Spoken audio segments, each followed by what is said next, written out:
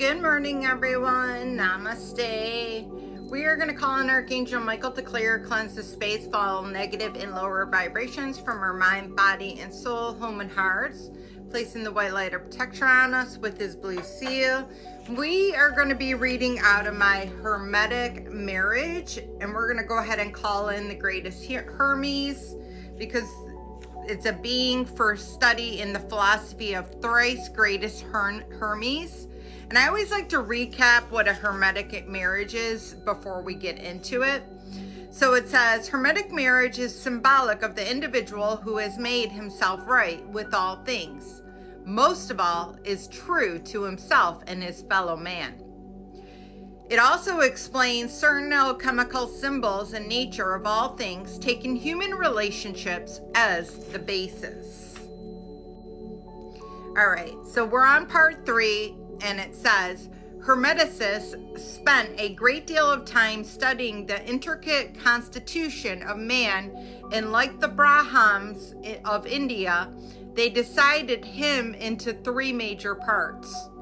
These constitutes, when fitted together, formed the composite of a man. In India, this trinity of basic parts is called the Adi, Buddha, Buddhi, and Manas, meaning literally spirit, soul, and body. Their trimurti corresponds to the trinity of Christian theology. Each of these 3 major parts of a god, a man, or a universe was personified as an individual. Adi, or spirit, was called the divine cause, or the father. Manas, or matter, was called the divine effect because it is known in India as the Shiva, and in the Christendom as the Holy Spirit. Between these two stood Buddhi, the mediator, the god, the man, the Mercury of Latins, the messengers of gods. By some, this is considered synonymous with the souls. By others, it is called mind, for mind is uniting link between life in the sense of energy and death in the sense of inertia. To the pagans and the Hermeticists, everything in nature is alive. The ether, the air, the minerals, and the earth itself endowed by ancients with intelligence, consciousness, and feeling. The Adi Buddha Manas constitution of men is representation by the alchemist under the symbolism of the philosopher's stone and its 3 important constitutes: salt, sulfur, and mercury. According to the alchemy, salt is the substance of all things. It is the body, the form, the dense, the crystallized particles from which all physical things are divine agents. That's why it's important to, a lot of people put like Celtic salt in their water or on their tongue and then drink water so that it refurbishes your body of that element it's missing. That's why your tears have salt in it. That's why when you sweat, your salt is coming out of you. So it says sulfur is symbolic of fire, the divine agent. Fire is defined by the Hermeticists of the life of all things, and it is the Adi of the Brahman trimurti. It says Mercury is the universal solvent, becomes synonymous with Buddhi, the mind, the thing which absorbs all things itself, the link between God and nature. All of the great world saviors have come to see as personifications of Buddhi, the universal mediator.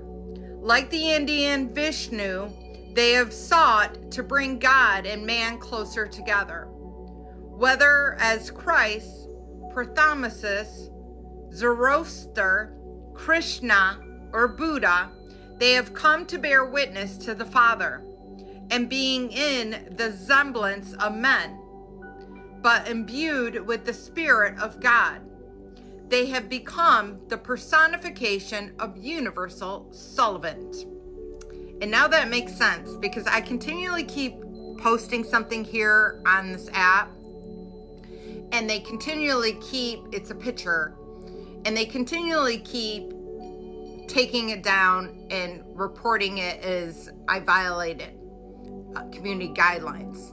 And then I appeal it, and then it gets the same picture, I appeal it, and then it gets saying that it's not bad. They put it back up for me. But I've posted it probably like 4 different times, and every single time it has to go through an appeal process. And on it just says, as above, so below. And then it says fire, water, air, and earth. And I'm thinking that that really kind of correlates with what they're trying to convey. And I was reading very slowly because I knew I was reading something significant, and I was thinking of everything that I had seen in that picture at the same time. So all I can tell you is this much. This last year, I have dedicated to becoming one with my higher self, to becoming one with my I am, my monad, Christ consciousness. And I spend a lot of different time meditating with God. I meditate in the morning with God. I call in God and Sophia in the morning. I meditate in the afternoon when I go walking. Anytime I do yard work or anytime I do work around my house, doing the dishes, I'm always calling them in. And then at night before I go to bed, I call them in, as well as if I wake up in the middle of the night, I also call them in. So it's all about ridding yourself of everything negative. And what they mean as above, so below, as within, so without, is if your mind isn't right and you are thinking negative things and negative things are going on in your mind, then that is what is going to be reflected around in your environment. And I know that sounds crazy, but think of it like this. I believe, and many other people believe, heaven is not a location. It's a frequency that you have to obtain. So if you can create heaven here on earth by becoming one with your higher self, one with God, one with your I am, your monad, then you can do that by ridding yourself of everything no longer serving in your thought process.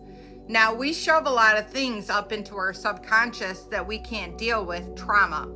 So that is going to come out when you're trying to rid yourself of everything no longer serving you. You might think that, hey, I'm all set. I healed everything that I need to heal. I don't have any negative relationships.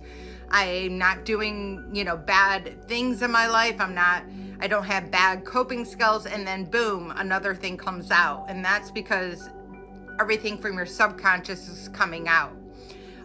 So you want to make sure and you want to heal it all and just keep surrendering it to God and your team of light and really kind of relying on them to get you through it.